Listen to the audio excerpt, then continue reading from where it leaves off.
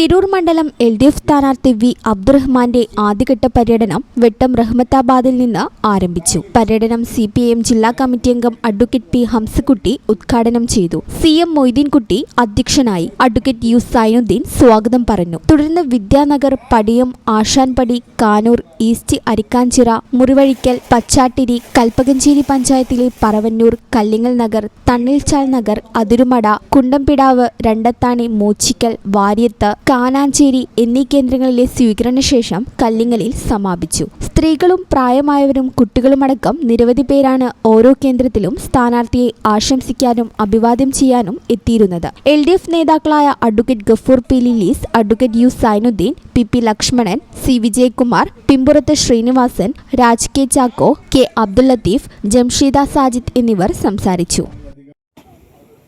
നമ്മുടെ നാട്ടിൽ ഒന്നും നടക്കില്ല എന്ന് വിധി എഴുതിയവരാണ് ഇവിടുത്തെ പൊതുസമൂഹം. കാരണം അമിതമായുള്ള രാഷ്ട്രീയം,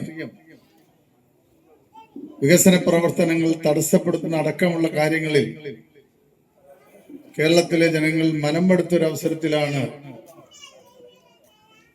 2016 ഏറ്റവും ബഹുമാനീയനായ പിണറായി വിജയന്റെ നേതൃത്വത്തിലുള്ള ഈ ഗവൺമെന്റ് കേരളത്തിൽ അധികാരത്തിൽ വരുന്നു. ആദ്യത്തെ 5 വർഷം കൊണ്ട് തന്നെ കേരളം അനുഭവിക്കുന്ന അടിസ്ഥാന പ്രശ്നങ്ങൾക്കൊക്കെ തന്നെ അത് പരിഹരിക്കാനുള്ള തുടക്കം കുറിക്കാൻ നമുക്ക് കഴിഞ്ഞു. പല കാര്യങ്ങളിലും വലിയ മുൻകൈ നേടിയെടുക്കാനും ഗവൺമെന്റ് കഴിഞ്ഞു. വീണ്ടും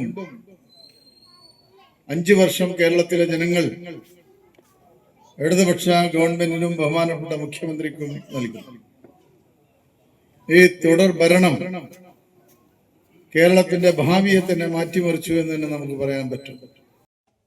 ഈ ചാനൽ ന്യൂസ് തിരൂർ.